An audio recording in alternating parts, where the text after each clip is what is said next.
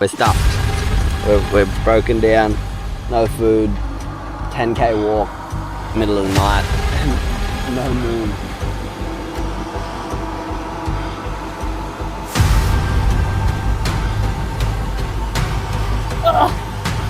Okay. That's probably what's blocking it. That was good. What is that? Oh, that's a nice red.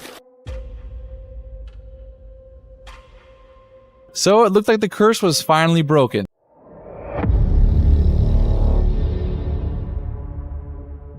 In December 2024, deep within the jungles of Colombia, YouTuber Delaine Salvaje, known for his extreme encounters with nature, decided to celebrate 1 million subscribers in a shocking way.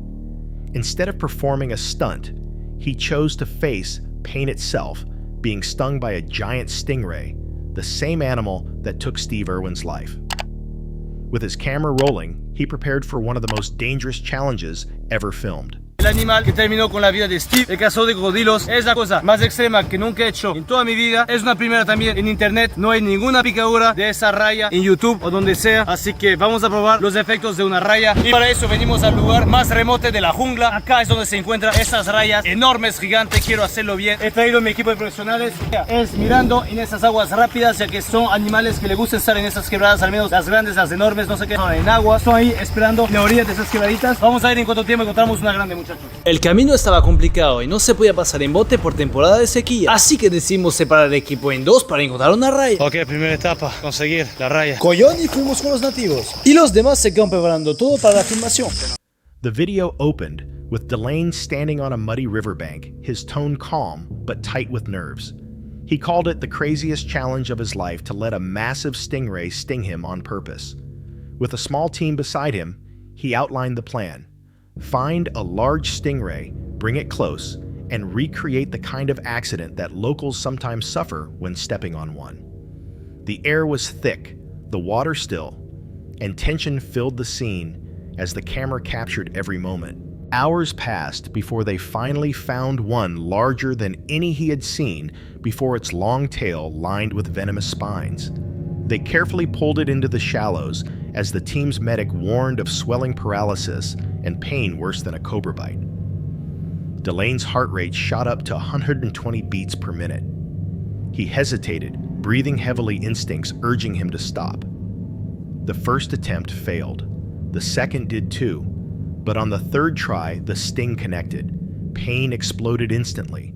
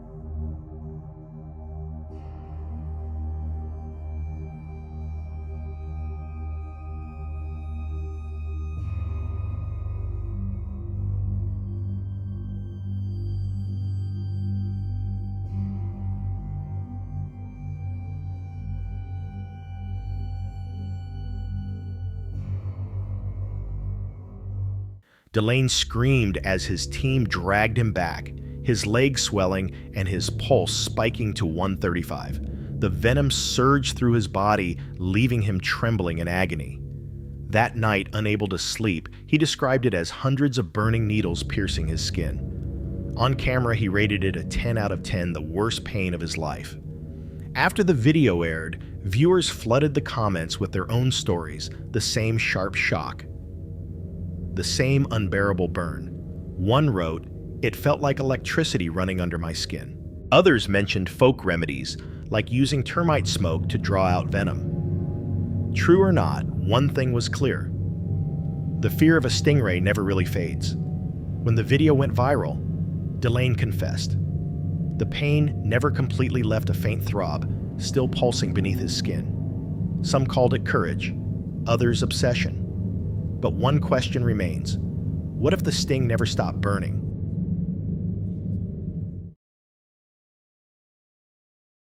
In March 2025, deep along a remote river in far north Queensland, the team from Real Loose Adventures embarked on what they described as a simple weekend hunt. Their channel, famous for wild fishing trips, coastal survival, and off-grid adventures, had already taken them to some of Australia's harshest terrains. But this time, they set their sights higher. An untamed river, a small aluminum boat, and a mission to hunt wild boars. The water lay still, the jungle quiet, and the heavy air carried that tense calm that comes right before something goes wrong. The video opened with a warning montage, headlights cutting through darkness, frantic shouts, and a voice saying they might have to walk 10 kilometers back through the night. We're stuffed. We're broken down. No food. 10K walk. Middle of the night. And no moon. Hopefully the torches don't run out. What was meant to be a quick hunt quickly turned difficult. Using a small boat lowered by quad bike, the crew pushed through narrow waterways of North Queensland's wild terrain. The first stretch was brutal fast currents, shallow corners, and rocks grinding beneath the hull. At one point, Jay nearly lost his rifle to the river. Seconds later, the boat slammed into a rapid, almost flipping, before it steadied again. Hours later, they saw their first success. Hey guys. Go. You're right, Yuri. You missed him. You're fully loaded there.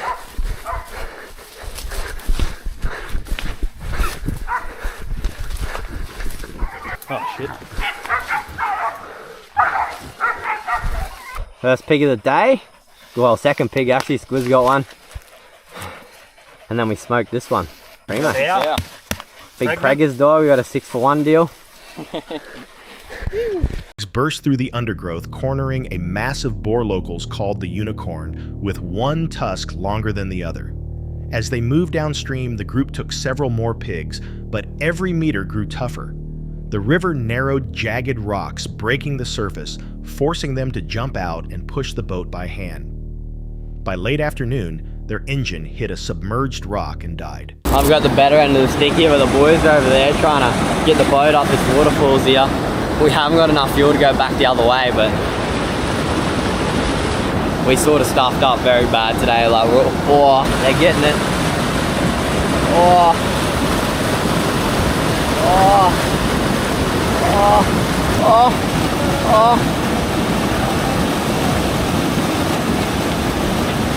Pull it, no!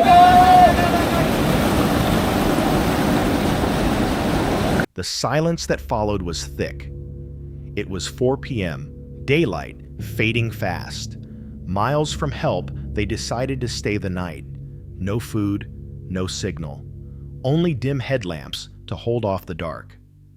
Morning arrived with rain and fatigue. Using the quad bike, they hauled the damaged boat through deep mud and steep tracks, battling to escape the flooded valley. After hours of strain, they finally made it out. Viewers later praised the video's raw tension. That was wild, boys. But what a rush, one comment read. Another joked, "You'd be stuffed if Crocs were in that water." What looked like chaos on camera was genuine danger. One mistake could have ended everything. They called it an adventure.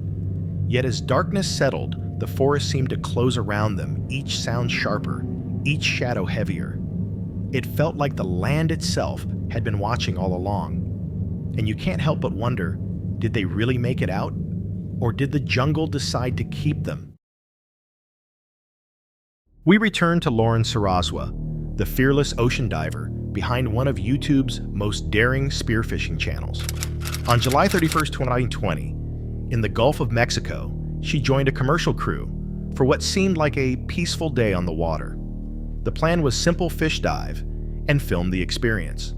But beneath the Gulf's bright mirror-like surface, calm rarely lasts for long. As Lauren descended, the water shifted from gold to dark blue within seconds. Silence wrapped around her, broken only by faint bursts of bubbles. Then came movement, slow, powerful shadows drifting through the depths.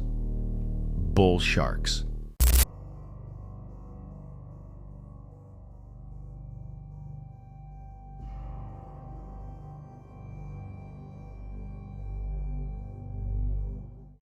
They stayed distant, their movements smooth yet deliberate, circling close enough to remind her that this was their world. She steadied her spear, aimed and fired. The hit was solid. The fish thrashed wildly. The sharks responded at once, their sleek forms cutting through the water, tightening the circle. Lauren gripped the line, pulling fast. When she surfaced, her breaths came sharp and uneven, but the dive wasn't done. Hours later, she descended again near an offshore oil rig surrounded by shimmering schools of fish and a lone turtle gliding past in eerie quiet. Just as the tension faded, the gray figures returned, the same bull sharks pacing her every move. They didn't strike, nor did they retreat. They only watched as if anticipating something unseen. Back on the boat, Lauren's composure couldn't mask what she felt the sharks hadn't attacked, yet they hadn't disappeared either. Her audience called her brave, though one comment stood out: "Don't ever get too comfortable." The sea doesn't forgive easily. At sunset, she surfaced with her last catch, the ocean strangely still. But beneath her, the bull sharks continued their slow patrol. They had spared her once, but next time she dives, will the ocean still be kind? August 18th, 2025. Ruth's YouTube channel. Rediscovering Scotland is known for tranquil journeys through her homeland after 12 years abroad. On this trip, Ruth Aisling and her brother Hugh set out to explore the quiet canals of Scotland. What began as a calm voyage soon shifted into a chain of unpredictable mishaps that turned their peaceful escape into something far less ordinary. Good morning from the Canal boat here in Edinburgh, and we need to start heading back towards Falkirk, so this is not going to be a very fun experience setting off in the rain. Who is going to be steering the boat first? Ready? We're going to do rock, paper, scissors. Oh, you're steering the boat first, you loser. Get to it. Chop, chop. Ready for the big departure. I'm quite glad we got the boat turned yesterday. I appreciate it. We're going too fast. As we were cruising along the canal, we came across something unexpected. Oh no! Are you stuck? Are you stuck?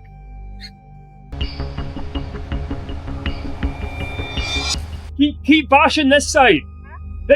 Keep the right. If you want to go on the Falkirk wheel, you need to book in at least 24 hours in advance. So I think we are booked in, but I'm going to call to double check. Hello there. My name is Ruth and I'm on the Canal boat Holly from the Black Prince cruise. Oh, we're not booked in? No, not yet. I can put you in for 3:30 if that's okay. 3:30, yeah, that's perfect. We weren't booked in. Yeah, no, so it's really good. I checked and now we are definitely booked in for the Falkirk wheel. It began under steady raindrops thudding against the metal roof of their narrowboat in the heart of Edinburgh. The night before, they'd slept surrounded by the noise of the city, a sharp contrast to the silence of Linlithgow, where they had stayed earlier. To decide who would steer, they played rock, paper, scissors. Ruth lost. Minutes after leaving the dock, the current pushed them into a wall of overgrown branches scraping against the hull, their first warning that the canal could turn hostile without notice. Once they freed themselves, Ruth checked their booking for the Falkirk wheel only to find their names missing. The journey had barely started, and their plans were already unraveling. She rebooked, laughing it off, not realizing this was only the first of many small disasters waiting ahead. I'm going to cook up some lunch, and I am going to make the national dish of Scotland, haggis. It's so fun to be cooking in the kitchen here, and then the boat is just moving along. Here we have the mashed potato, the neeps, the whiskey sauce, and the haggis. It's really good. Thank goodness the rain has finally stopped. It's been 3 or 4 hours of relentless rain. It's not that much fun, to be honest, doing this in the rain. Just went under the bridge, and the canal boat seems to have lost power. It's just not moving. Hugh, the canal boat's lost power. It's not moving at all. Turn off. I think there's too many reeds stuck underneath. Oh my gosh, the heat's coming off of that. Okay, first I think I'm going to try and get some water out of there. Ugh. Okay. Oh, that's probably what's blocking it. There's plastic bags in here, Hugh. It's all like twisted in the blade. So the tiller is obviously going right to left, so if you've lost power, it won't be the tiller. Can you see, it's quite hard to maybe show the plastic bag wrapped around the rudder. Okay, I think I've got most of it off. Oh, wow. Fishy. It seems that we are approaching into Linlithgow. Hugh, do you think I'll stay here? I think so. You're going too fast. Slow down. There's actually there's one up here. That's easier to do. Right, we're in. Reverse back and then throw the rope from here as well. Hugh got a sausage supper. Battered sausage. Battered sausage supper with salt and sauce. Hugh, I can't believe you ordered salt and sauce. And I got fish and chips. While Hugh took the tiller, Ruth prepared lunch below deck, traditional haggis, with mashed potatoes and homemade whiskey sauce. The cabin grew warm, the hum of the small motor steady beneath her. For a brief moment, everything felt under control again. Then, as they passed beneath a railway bridge, the hum stopped. The boat slowed, then drifted to a dead halt. When Hugh checked the stern, he saw weeds, plastic, and fishing line twisted around the propeller. The motor had suffocated itself. Without hesitation, he crouched by the edge, bare-handed, pulling the tangled mess free while Ruth kept the boat steady. The canal around them was still unnervingly quiet, as though holding its breath. When the engine finally sputtered back to life, they both laughed in relief. That night, they docked in Linlithgow, beside the ruins of an old palace. It wasn't easy, the ropes slipped, and the space was tight, but they managed. Dinner came from a small local chip shop, fish fries and salt sauce. Hugh, a food critic on TikTok, gave it a perfect 10. For once, it seemed like their luck had turned.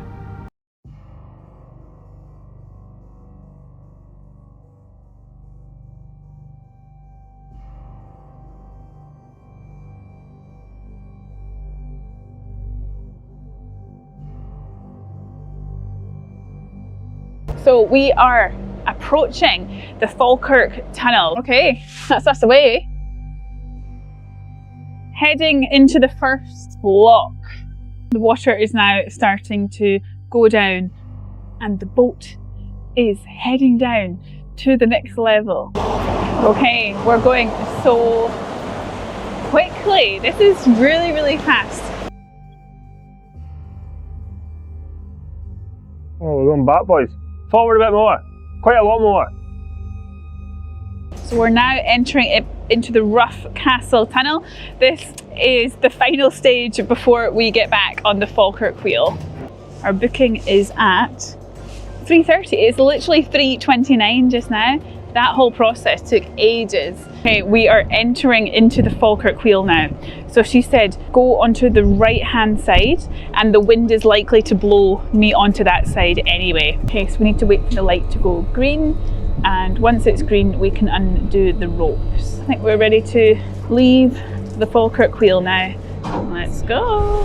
Bye-bye, Falkirk Wheel. That is so cool. When we get out of here, there's going to be a very sharp turn to the right, so hopefully I can make it. The next morning, they crossed the Avon Aqueduct, its view stretching across lush valleys, before entering the dark Falkirk Tunnel, the longest in Scotland. The walls dripped with moisture, echoes of the motor bouncing back like whispers. The narrow passage swallowed the light behind them, and for a while, it felt like sailing through another world. At last, they reached the Falkirk wheel, waiting their turn to descend. Rain began again, heavier this time, beating against the roof as the massive structure lowered their boat into the next canal. By the time they reached the bottom, they were soaked, exhausted, and laughing every failure and sound caught on camera. Viewers later noticed how calm moments kept breaking, the engine dying, the rain returning, ropes slipping free. Some blamed bad luck. Others joked the canals were cursed. Either way, the chaos made the footage unforgettable. Everything that could go wrong did. Yet those very mistakes turned an ordinary trip into a story worth remembering. Still, one question remained: if every peaceful journey hides its own trouble, what waits beneath the next reflection on the water? March 19, 2024. Along the shoreline of Alligator Harbor, Florida, a fisherman decided to push a line few dare to cross. The YouTube channel. The Lawless Tide is built on fearless fishing, exploring restricted marinas, closed docks, and the gray areas where curiosity challenges the rules. This time, his goal was clear fish in a marina where it was forbidden and see what would unfold. Tide's coming in, it's pretty high right now, so I've got pretty high hope. I think we can catch maybe some drum or sheeps right here. We got our frisky fin sheep's head jig right here. This is my Ninja Dagger 7 foot. So we're gonna drop this down. We're gonna put probably, let's put two crabs on, split shot rig, but we'll see what happens. We'll just kind of drop it down here and see. Got him. Yeah, I knew I felt a sheep. Yes, I knew there'd be some here. Sweet. Not a monster, but I mean, he would probably be legal. That didn't take long. We're gonna let this guy go. Nah, you get back. So I see a guy pulling up in a golf cart from the marina, and I knew I was okay because I was fishing at that public boat ramp. He turned out to be a nice guy. We were just talking some fishing, but then I asked a question. Will they, if I kayak fish in here, will they run me out of there? You can't come inside the basin. Oh, okay. So the only way they can keep you from fishing in a marina is if they pay property taxes on the land under the water. And the majority of waterfront businesses don't want to incur that extra charge. He didn't say anything about that. He just said they don't want people in there hitting boats with lures. So I made sure there were no signs up on the entry to the marina that said no trespassing or we own the land under the water. That helped me decide that I was going to come back tomorrow at 5 p.m. after they've closed and fish it. The day began calmly. Warm air drifted over the harbor, carrying gull cries and the steady drone of engines. He cast his first line near a seawall baited with fiddler crabs, hoping for sheep's head or drum. The first hit came fast, a solid sheep's head, its scales glinting silver before he let it go. Moments later, a man rolled up in a golf cart, a marina employee. He warned that fishing wasn't allowed too dangerous for nearby boats. The fisherman nodded politely, but left with something else on his mind. That night, he checked Florida's fishing regulations. Unless a marina owned the land beneath the water, he discovered it couldn't legally stop anyone from fishing there. All right, good afternoon. We are back where I fished yesterday, but we brought the kayak today. So we're gonna go drop some fiddler crabs and see what this spot's holding. Got him. Oh yeah, that is good. What is that? Oh, that's a nice red. Oh, damn. I should have netted that. Yeah. All right, let's try again. Got it. Another redfish, little one, little guy. All right, I hope you get eaten. got a sheep. There we go, got a sheep. And it's a micro sheep.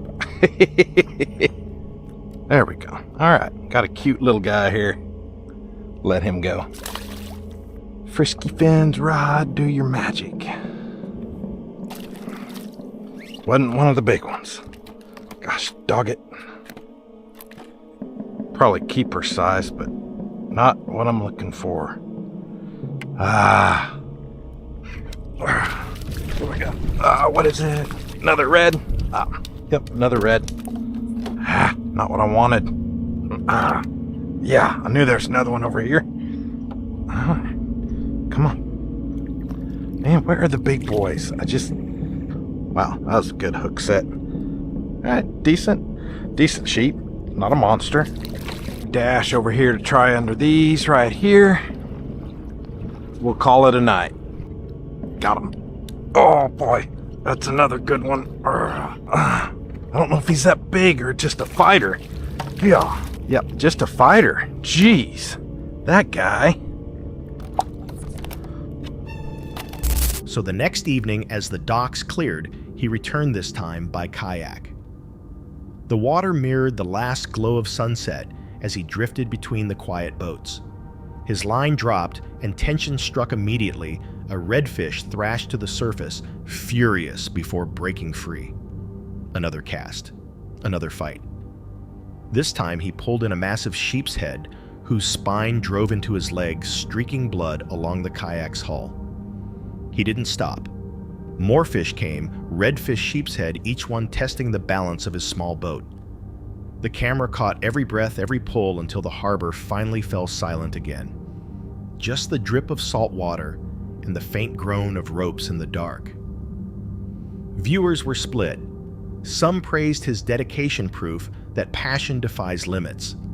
Others called it reckless fishing after hours and bleeding into dark waters. One comment read, "No one owns the water. You just have to be bold enough to prove it." So was it defiance or destiny? Maybe both.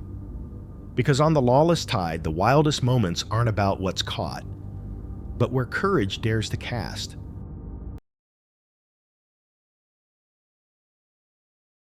Dived him deeper. This dive became both his luckiest and his unluckiest yet. Okay, so here's the plan. I'm gonna search under every single rope swing. When I got home, I immediately put both Apple Watches in this food dehydrator just to make sure they were completely dry before I plugged them in. This watch was a bust, but let's try the next one. All right, second Apple Watch, and let's see if it works.